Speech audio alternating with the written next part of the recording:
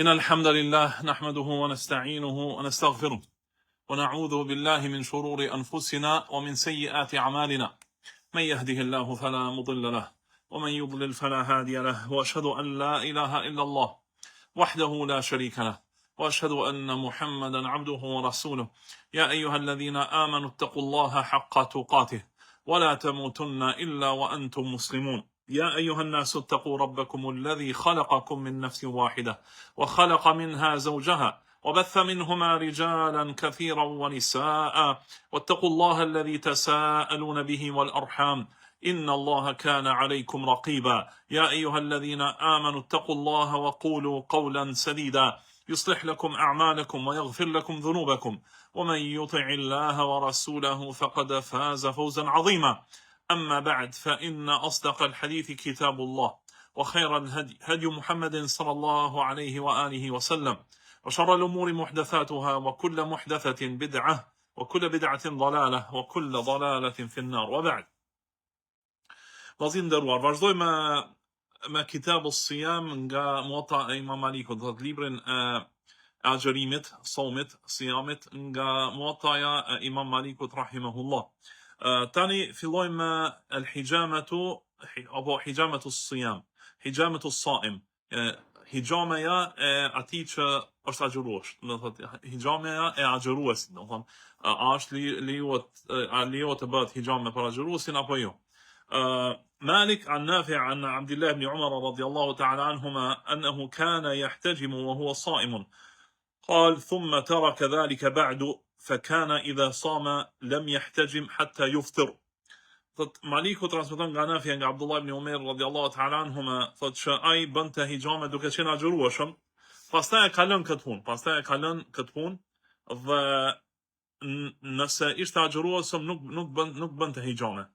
Derisa ta prishte agjërimin, derisa ta prishte agjërimin apo derisa të kalonte në ditën kur nuk është agjërueshëm. Kjo do thotë ka të bëjë me hijamen, se është e lejuar hijamja për agjëruesin apo jo. Ka në hadith të Rasulullahit sallallahu alaihi wasallam, hadith që është hadith që është në Imam Tirmidhiu, që ku pejgamberi sallallahu alaihi wasallam ka thënë aftara al-hajimu wal-mahjum, thotë edhe ai që bën hijamen, edhe ai të cilit I bëhet hijamen, thotë, ose edhe ai njeriu që ja bën dikujt hijamen, edhe vet I hijamuari, do thotë ai që I bëhet hijamja, e kanë prish agjërimin. Ky është mendimi, por ka një hadith tjetër ku pejgamberi që është te Buhariu, që Ibn Abbas radhiyallahu ta'ala anhu ka thënë që ihtajama an-nabiy sallallahu alaihi wasallam wa huwa muhrimun wa ihtajama wa huwa sa'im. Pejgamberi sallallahu ka bërë hijame duke qenë me ihram, edhe ka bërë hijame sallallahu duke qenë agjërueshëm, Sheikhul Islam Ibn Taymiyyah rahimahullah thotë që qëllimi I hadithit pejgamberit sallallahu alaihi wasallam që hijamen e ka prish ai që është agjëruesëm dhe agjëruesi, e ka prishur ai që bën hijamen dhe atij të cilët I bëhet hijamja, se në kohët e mëdhshme hijamet janë bërë si lloj fyshtit e kanë bë, e kanë shkruar vendin ku bën hijamen dhe ai që ka bë hijamen e ka tërhequr kështu gjakun, si me këtë. Edhe kjo ka mujt me ndiku që mi shku gjakun në gojë, dhe me prish agjërimin. Për këtë arsye nuk lavdohet agjërimi gjatë kjo farë hijamja gjatë agjërimit për ata që e kanë thënë, ose nuk lavdohet hijamja për ata të cilin e lodh hijamja gjatë agjërimit. Për të nuk lavdohet. Për ndryshe bën me bë hijame gjatë agjërimit. Pastaj thot Malik an ibn Shihab an Sa'd ibn Abi Waqqas radiyallahu ta'ala anhu wa Abdullah ibn Umar radiyallahu ta'ala anhum kana yahtajimani wa huma sa'imani. Maliku transmeton nga Ibn Shihabi se Sa'd ibn Abi Waqqas dhe Abdullah ibn Umeri bënin hijame duke qenë agjërueshëm. Do thot hijamen duke qenë agjërueshëm. Malik an Hisham ibn Urwa an abihi rahimahullah annahu kana yahtajimu wa huwa sa'im thumma la yuftir. قال وما رأيت احتجم قط إلا وهو صائم. Urwa ibn Zubairi Hisham ibn Urwa tregon për babain e tij Urwa ibn Zubair që ka qenë pi tabinëve, ka thënë që ai e bënte hijamën duke qenë agjëruesëm. Thotë e bënte hijamën duke qenë agjërueshëm. Edhe nuk e prishte agjërimin për shkak të hijamës. Thotë edhe nuk e kam parë thotë të bëj hijame për vetë se duke qenë agjërueshëm. Nuk kam bërë thotë duke e bërë hijamën për vetë se duke qenë agjërueshëm. Qala Malikun la tukrahu al-hijamatu lis-saimi illa khashyata min an يضعف ولولا ذلك لم تكره ولو أن رجلا احتجم في رمضان ثم سلم من أن يفطر لم أرى عليه شيئا ولم آمره بالقضاء لذلك اليوم الذي احتجم فيه لأن الحجامة إنما تكره للصائم لموضع التغرير للصيام فمن احتجم وسلم من أن يفطر حتى يمسي فلا أرى عليه شيئا وليس عليه قضاء ذلك اليوم. Thot Maliku thot nuk urrëhet, nuk është e urryer thot hijamja për agjërueshëm përveç nëse nga frika se do mësoj atë. Mos ishte kjo thot nuk do të urrëje. Prandaj thot nëse dikush e bën hijamën gjatë Ramazanit, pastaj shpëton thot dhe nuk e prish agjërimin thot nuk ka gjë për të dhe nuk e urdhëroi thot që ta kompenzoj atë ditë ku është bërë hijame. Nga se hijame thot është urryer për agjëruesin për shkak që mund ta dobësoj në agjërim. Prandaj thot kush bën hijame dhe shpëton dhe nuk e prish atë ditë, s'ka deri në mbrëmje, nuk ka nevojë, nuk ka asgjë për të dhe nuk ka nevojë ta kompenzoj atë ditë. Prandaj, si përfundim hijamja lejohet për agjëruesin nëse nuk e dëmton. Nëse e dëmton edhe e lodh, atëherë nuk e bën hijamën duke qenë agjëruesëm. Masej thot siyamu yawmi ashura. Thot agjërimi i ditës së Ashurës. Dita e Ashurës është prej Ashura është prej 10 ashara nga ashër nga arabisht dita e 10. Thot dita e 10 e muajit Muharram. Atë ditë kur Allahu subhanahu wa taala e ka shpëtuar Musa alayhi salatu wasalam dhe popullin e tij. Këtë ditë është sunet të agjërojnë. Këtë ditë është sunet të agjërojnë dhe e kemi pas para 5 ditëve. Para 5 ditëve ka qenë këtë ditë. Sot është dita 15 e muajit Muharram. Nata 16, dita 15 ka qenë sot. Para 5 ditëve do thotë ka qenë dita e 10 e Muharramit. Dita e 10 e muajit Muharram. Dita e 10 e muajit Muharram. ثت مالك عن هشام بن عروة عن أبيه عن عائشة رضي الله زوج النبي صلى الله عليه وسلم ورضي الله تعالى عنها أنها قالت كان يوم عاشوراء يوما تصومه قريش في الجاهلية وكان رسول الله صلى الله عليه وآله وسلم يصومه في الجاهلية فلما قدم رسول الله صلى الله عليه وآله وسلم المدينة وأمر بصيامه فلما فرض رمضان كان هو الفريضة وترك يوم عاشوراء فمن شاء صامه ومن شاء تركه عائشة رضي الله تعالى عنها gruaja e pejgamberit sallallahu alaihi wasallam dhe nëna besimtarëve thot dita e Ashurës sot ka qenë një ditë të cilën kurajshët e agjëronin në jahiliyetit, thot kurajshët e agjëronin ditën e Ashurës, si pejgamberi sallallahu alaihi wasallam në Mekë. Dhe kur erdhi Rasulullah sallallahu alaihi wasallam në Medinë, thot e ka agjëruar pejgamberi sallallahu alaihi wasallam. Dhe ka urdhëruar wa amara bi siyamihi, dhe ka urdhëruar të agjërohet ajo ditë. Edhe kur thot Allahu e obligua agjërimi i Ramazanit, atëherë Ramazani u bë farz. Atëherë thot u la dita e Ashurës, nuk bëhet më thot. E kush don thot e agjeron, e kush don nuk e agjeron. Nga se në fillim të Islamit obligimi i agjerimit ka qenë Ashurja, dita e Ashurës.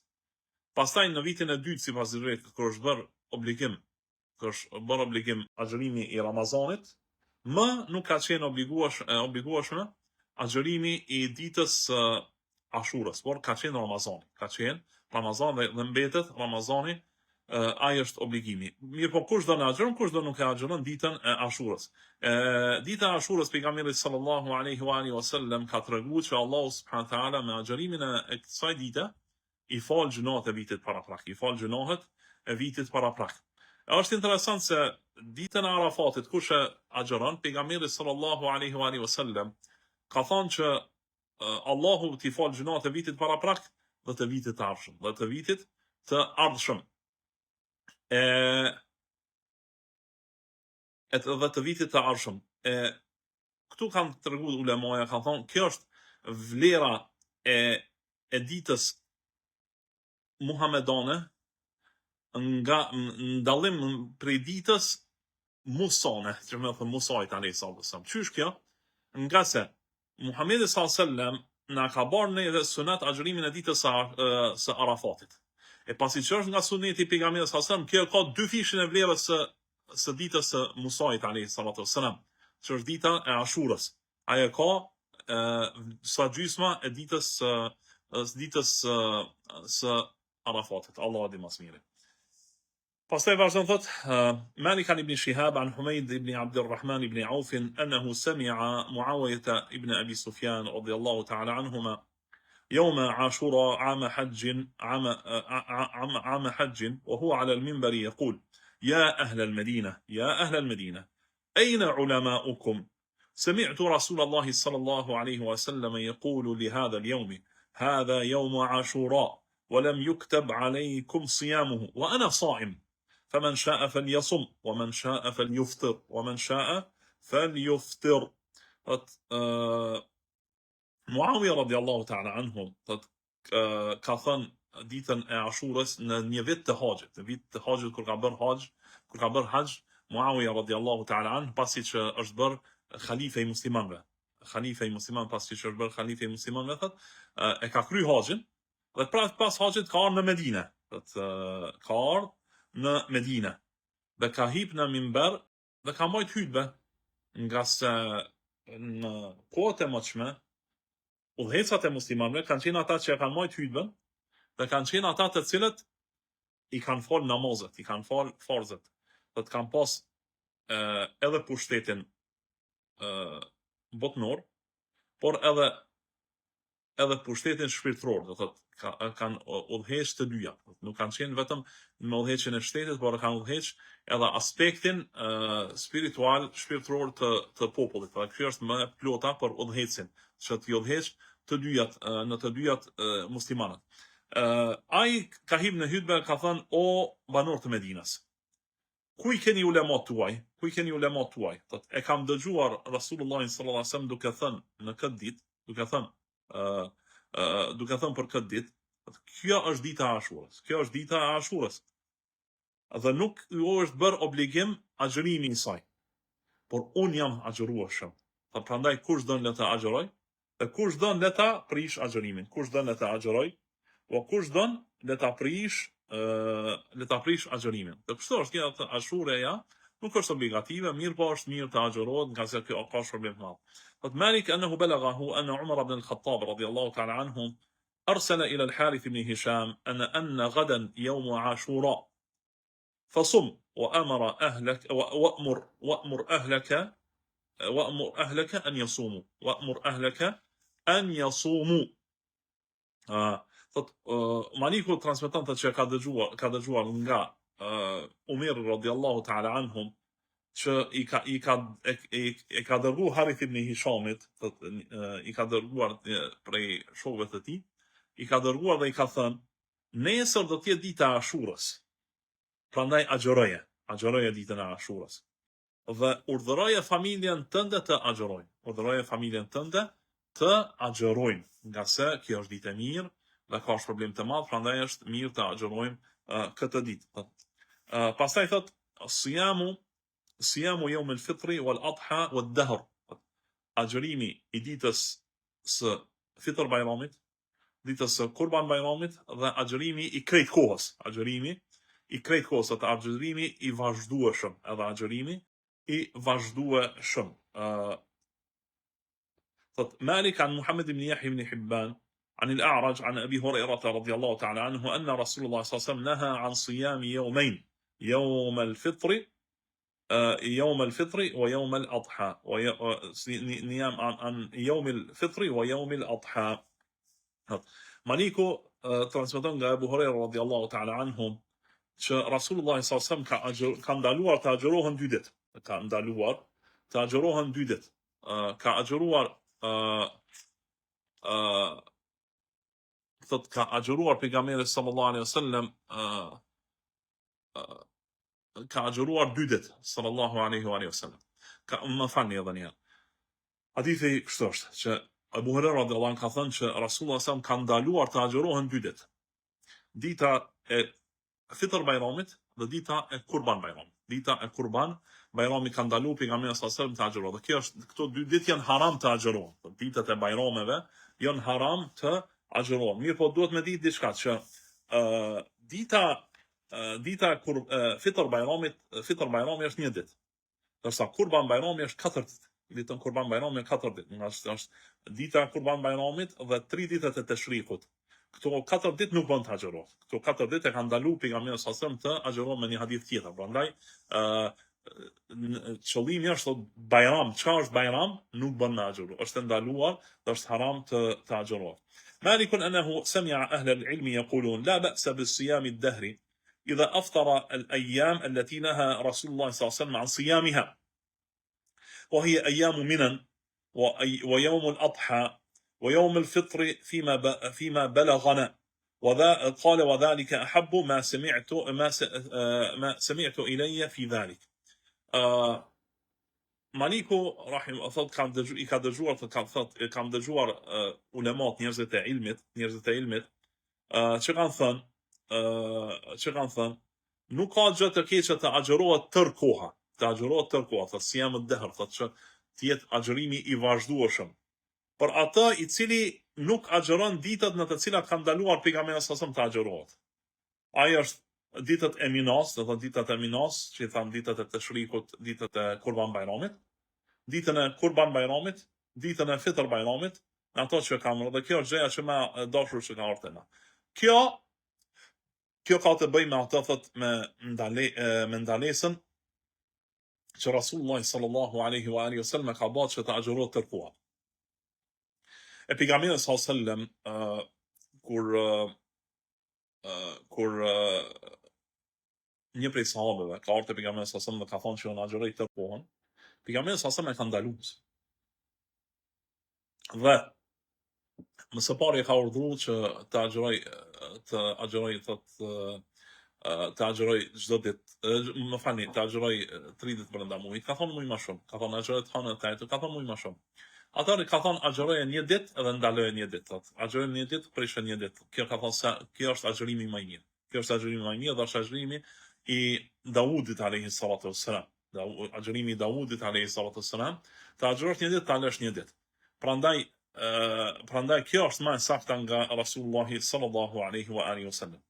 Thot an-nahyu 'an al-wisali fi as-siyam. Thot ndalesa e lidhjes në agjërim. Wisal në agjërim.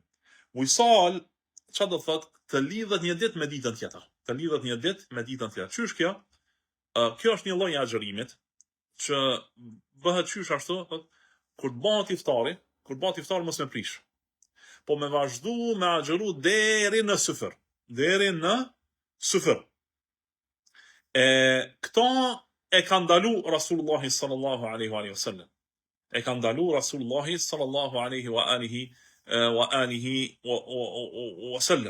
كما حديث مالك عن نافع عن عبد الله بن عمر رضي الله تعالى عنهما أن رسول الله صلى الله عليه وسلم نهى عن الوصال فقالوا يا رسول الله فإنك تواصل فقال إني لست كهيئتكم إني أطعم وأسقى. حديث رسول الله عبد الله بن عمر رضي الله تعالى عنهما se Rasulullah sallallahu alaihi wasallam ka ndalu wisalin, thot lidhjen e agjërimit. Thot i kanë thënë ja Rasulullah, po ti bën wisal, ti e bën këtë punë. Ka thënë Rasulullah sallallahu unë nuk jam sikur ju. Thot unë thot ushqehem dhe thot mua më jepet ushqim dhe më jepet pije. Më jepet ushqim dhe më jepet pije. Çka kjo thot Allahu subhanahu wa taala Rasulullah sallallahu alaihi wasallam e ka ushqy vet subhanahu wa taala thot. Ja ka mundsu ose kanë thënë disa dietar ka thënë ose ka Allah subhanahu ushqim të xhenetit ose e ka ushqy në mënyrë emocionale sallallahu sa që s'ka pas nevojë për ushqim sallallahu wa salamuhu alaihi. Edhe ka pranë ka thonë unë nuk jam sikur ju, unë nuk jam sikur ju. Kjo është e veçantë për agjërimin, Për ndryshe, jashtë agjërimit, pejgamberi sallallahu alaihi wa sallam nganjëherë ka vujt nga uria, siç është hadithi i Abu Bekrit radhiyallahu ta'ala anhu kur ka dalë në rrugë që ka pas një gur të lidhur në bark, pejgamberi edhe Umeri po ashtu radhiyallahu ta'ala anhu. E pejgamberi sa kur ka dalë ka pas dy gur të lidhur në bark për shkak të urisë së madhe që ka pas sallallahu alaihi wa sallam. Prandaj ushqimin që ja ka dhënë pejgamberi sa Allahu dhe pijen ka qenë në Ramazan. Në Ramazan kur e ka lidh pejgamberi sa agjërimin. Ka qenë i veçantë për këto për Rasulullahin sallallahu alaihi wa alihi wa sallam. مالك عن أبي الزناد عن الأعرج عن أبي هريرة رضي الله تعالى عنه أن رسول الله صلى الله عليه وسلم قال إياكم الوصال قالوا فإنك تواصل يا رسول الله قال إني لست كهيئتكم إني أبيت يطعمني ربي ويسقيني غضان prapë radhiyallahu anhu pejgamberi sa ka thonë keni kujdes ruajeni nga wisali. I kanë thonë ja Rasulullah, po ti bën wisal, bën këtë agjërimin që e mbondën në syfër. Atëherë pejgamberi sa ka thonë unë nuk jam sikur ju. Do të unë bi të flaj, po më ushqen Zoti im dhe më jap të pi Zoti im. Më jap ushqim dhe më jap pije Zoti im subhanahu wa taala. Kjo ka qenë veçori e pejgamberit sallallahu alaihi wa sallam. Këto e ka ndaluar pejgamberi sallallahu alaihi wa alihi wa sallam.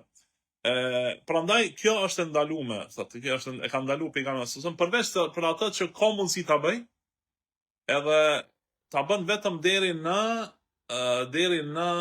agjërim, deri në syfër. Thotë nëse ka një herë mundesh, shka thonë pejgamberi sallallahu alaihi wa sallam,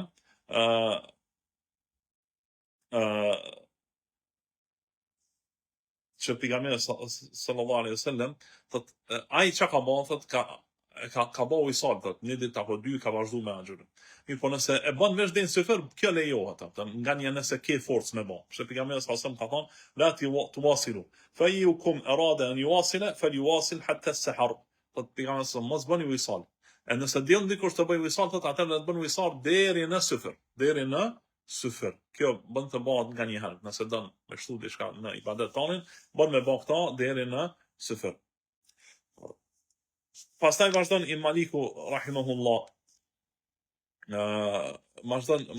rahimahullah. Dhe thot siyamu alladhi yaqtulu khata'an aw yatadahar. Thot agjërimi i atij që vret gabimisht apo që bën dhihar. Vrasja gabimisht është kur muslimani e vron një musliman tjetër gabimisht. Nuk e ka qëllim vrasjen. Për shembull nuk e vret dikon një person do të e godet me makinë apo e godet në një mënyrë që se ka pas qëllim me dëmtu atë. Nuk e ka pas qëllim ta dëmtojë atë person. Dhe gabimisht e vret, e vron, domethënë, privon nga jeta. Në këtë rast, kompenzimi për të është të agjëroj 2 muaj vazhdimisht, 60 ditë pa ndërprer. Apo kush bën dhihar. Çfarë dhihar? Dhihar është ti thot njeriu gruas së tij, shpina jote është sikur shpina e nënës tënde. Thot çka kjo qëllim thot bën bet që nuk do t'i afrohet më gruas, nuk do t'i afrohet të bëj marrëdhënie gruas. Edhe nëse bën këtë betim personi dhe kthehet pendohet nga ky pendim, nga ky betim, atëherë duhet të agjëroj 2 muaj vazhdimisht. Dhe lloji i tretë i agjërimi 2 muajsh është për personin i cili bën marrëdhënie seksuale me gruan e tij gjatë Ramazanit, gjatë ditës së Ramazanit. Edhe ky kompenzim e ka agjërimin e 2 muajve të vazhdueshëm. E tash si duhet të bëhet kjo punë?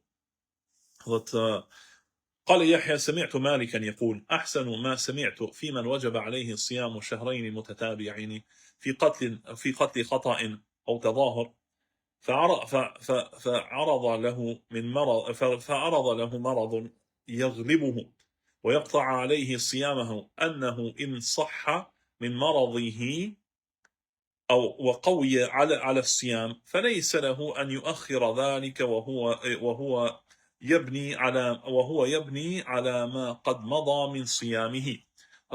Maliku rahimullah ka thënë, ajo gjëja më e mirë që kam dëgjuar për atë të cilët i obligohen agjërimi i 2 muajve të vazhdueshëm, 2 muajve një mbas një, 2 muaj një mbas një, për atë që ka vrarë dikon gabimisht, apo ka bërë dhihar edhe shtoj me dhatë të marrëdhënieve gjatë agjërimit, atë nëse këtij personi ka filluar me agjëru për shembull, i vjen një smundje që e mundon.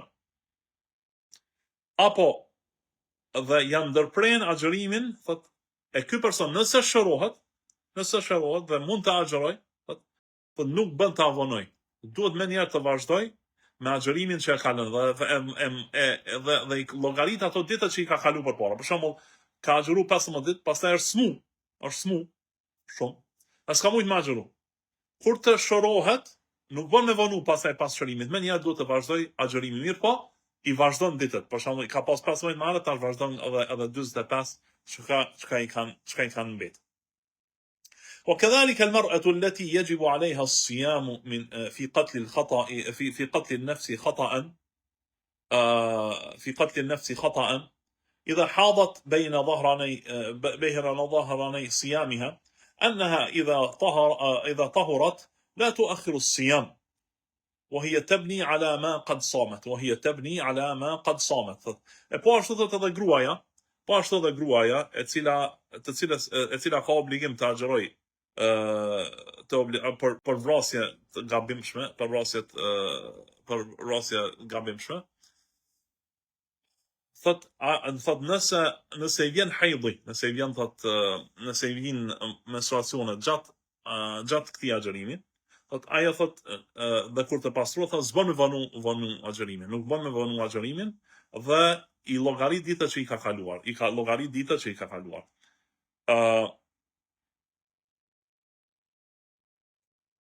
وليس لأحد وجب عليه الصيام شهرين متتابعين في كتاب الله أن يفطر إلا من علة مرض أو حيضة وليس له أن يسافر فيفطر. قال يحيى قال مالك هذا أحسن ما سمعت في ذلك. Dhe nuk I takon askujt prej atyre që kanë obligim agjërimin e 2 muajve prej librit të Allahut, këtë obligim e kanë nga libri Allah subhanahu wa taala. Nuk e kanë të lejuar ta prishin këtë agjërim përveç për shkak të iletit të smundjes, apo hajdhit, menstruacionet të grave.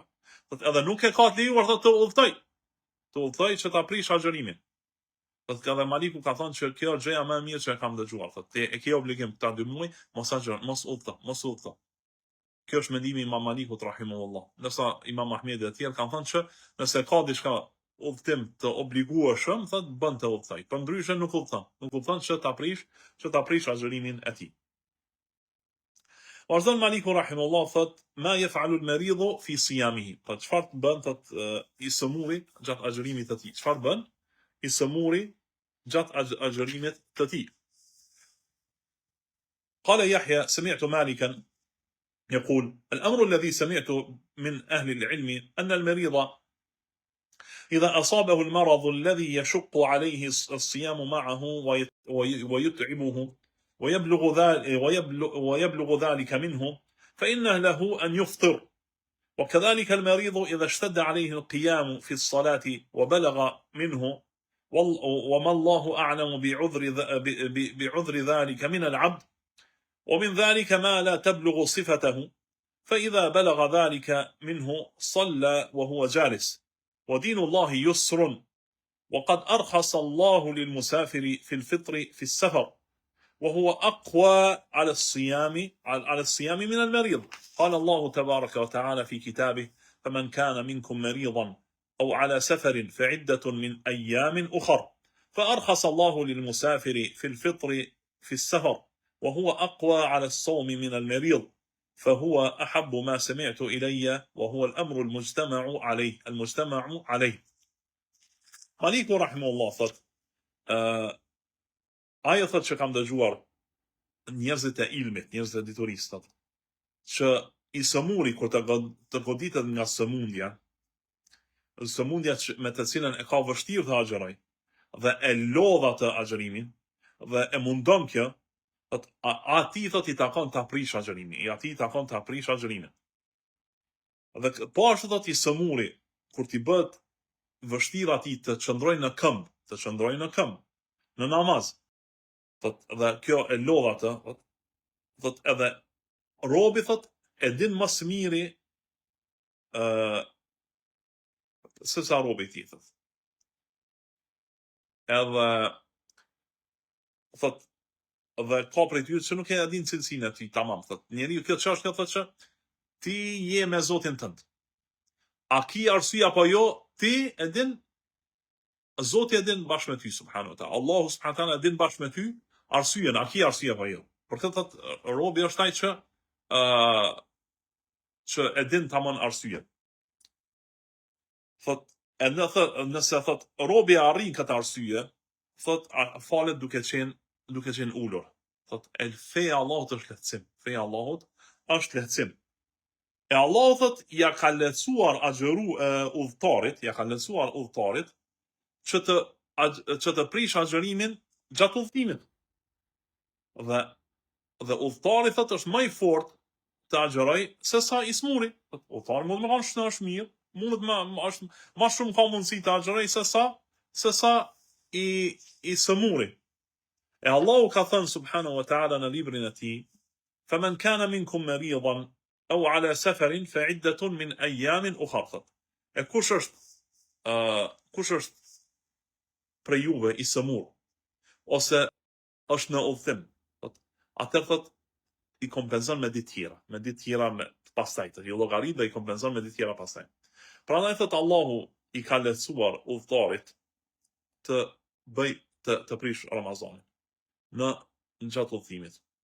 Dhe ai thot është më i fortë se sa i sëmuri për të agjëruar. Dhe kjo është gjëja që më e mirë të cilën e kam dëgjuar nga ulemat tu. Kjo është ajo që e kemi thënë për sot. Wa sallallahu alaihi wa sallam wa baraka ala nabiyina Muhammedin wa ala alihi wa sahbihi wa sallam.